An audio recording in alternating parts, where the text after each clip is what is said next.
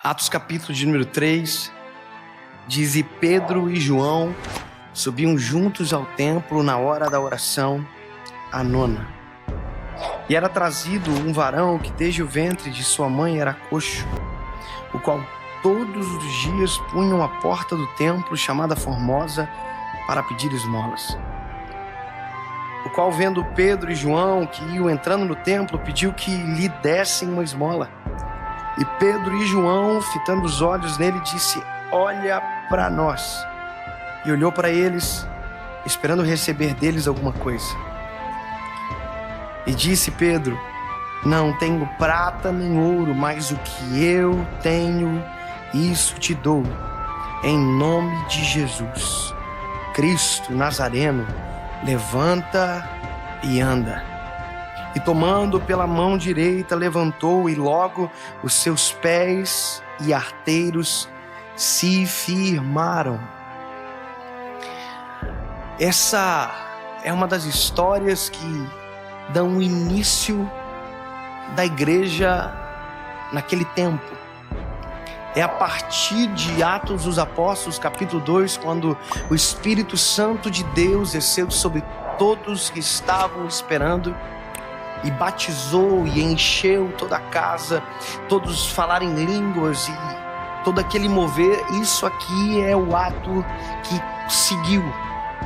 A lógica de muita gente é, depois de viver algo sobrenatural na presença de Deus, nunca mais volta para a igreja. Tem gente que vive de eventos, de um evento para o outro, e não tem algo no meio. E isso é algo que me tocou e eu achei interessante, porque quando Pedro e João saem de Atos 2, eles estão voltando para o templo na hora da oração. Ou seja, eles descobriram que quanto mais de Deus a gente tem, mais a gente quer. E essa é uma máxima de Pedro e João. Eles estão apaixonados. Aquilo que eles receberam em Atos 2 não foi um combustível para desaparecer, foi um combustível para ter desejo de ter mais de Deus. Então eles estão indo para o templo, só que a Bíblia diz que na porta do templo tem um coxo. E quando eu li sobre esse coxo, que eu queria entender a figura de alguém que não anda, sendo que o título que se dá não é um paralítico, eu descobri que na verdade coxo não é alguém paralítico. Coxo é alguém que tem uma parte do corpo menor do que a outra, ou em falta. Era um manco que nunca andou. É um manco que provavelmente deve ter ouvido: olha, se for para andar feio é melhor nem andar. E a Bíblia vai dizer que esse manco, esse coxo, tinha um amigo que todos os dias levava ele à porta. Isso não é heresia, porque a Bíblia diz que todos os dias ele era trazido à porta. Se alguém traz à porta, esse alguém de uma certa forma se importa com ele. Só que ao passo que ele levava para a porta, ele apenas fazia com que o coxo permanecesse coxo, porque a limitação dele era essa: levar para a porta e da porta para casa. Esse é o tempo que nós estamos vivendo, onde as pessoas dão para as outras apenas aquilo que elas pedem. E há uma diferença gigantesca entre desejo e necessidade. Desejo é algo vazio e volátil, ele tem altos e baixos. Muitas das vezes nós vemos pessoas que não encontram a sua necessidade e apresentam apenas o seu desejo. Pessoas que às vezes estão com o lar destruído e estão orando, pedindo para o Senhor Jesus uma casa maior. É alguém que confundiu desejo e necessidade. E sabe, há uma geração hoje que quer apenas que o seu desejo seja atendido. Eu me lembro que uma vez eu fui pregar em um lugar onde, quando eu cheguei, era todo mundo muito rico. E eu pensei: nossa, Deus colocou uma palavra tão pesada no meu coração, acho até que eu vou mudar. E eu mudei. E foi o pior dia da minha vida, foi a pior experiência.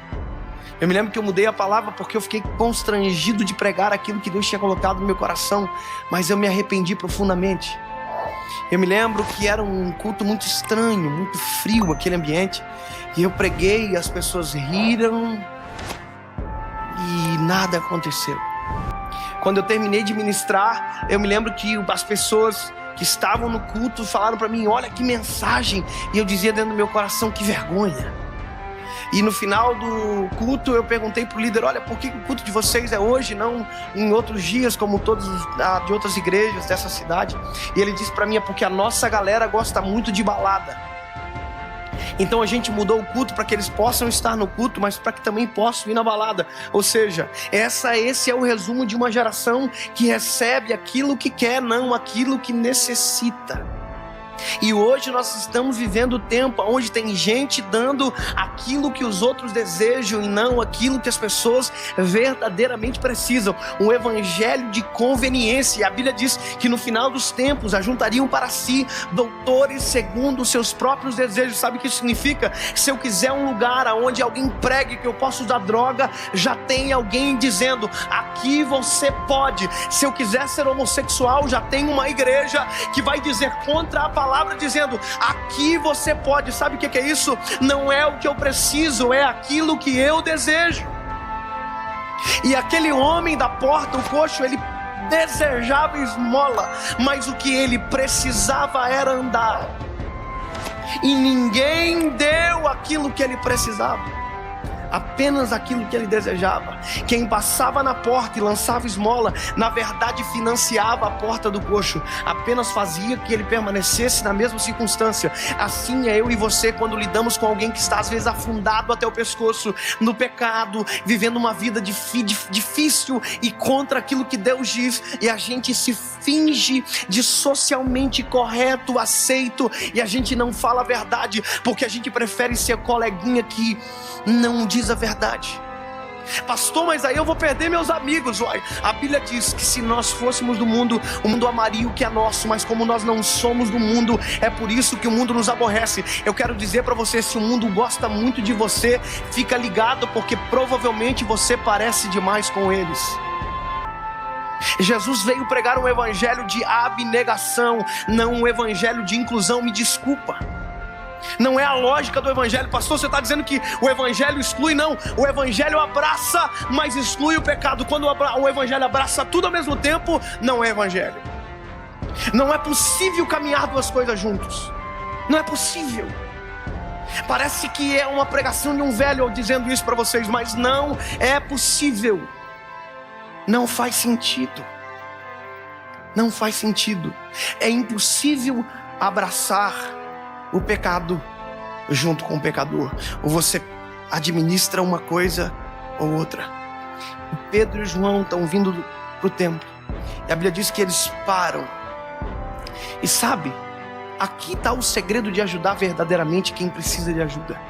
Nós muitas das vezes nos vestimos de uma roupa de religiosidade, de santidade absurda, e quando a gente vê alguém que está caído, com problema, isso que eu acabei de dizer, ao invés de a gente ajudar, a gente apenas aponta o dedo e diz: errou, pecador, fraco, e a gente só acusa, a gente não para.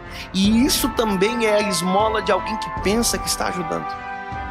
Eu gosto de Pedro e João porque Pedro e João param e dizem: olha para nós. Eles estão fitando os olhos, e a Bíblia diz que o coxo baixa a cabeça quando eles param. Sabe o que é isso? É alguém que não está acostumado a ser ajudado de verdade. É um exemplo meio ridículo, mas deixa eu dizer. Há um tempo atrás eu estava no interior de Minas Gerais, jantando com a liderança, com os irmãos e comendo pizza. Amém. E quando eu desci do restaurante, tinha um cachorrinho na frente, uns 2 cachorrinhos. E eu sou apaixonado por animal. Eu pensei: eu vou dar uma comida para esse bichinho. Eu subi, peguei uma fatia de pizza que tinha restado e fui até os cachorrinhos. Quando eu estava chegando, os obreiros, os líderes que estavam comigo foram juntos. E quando eu cheguei perto, os cachorrinhos fugiram. E o irmão disse para mim: o senhor só ia ajudar.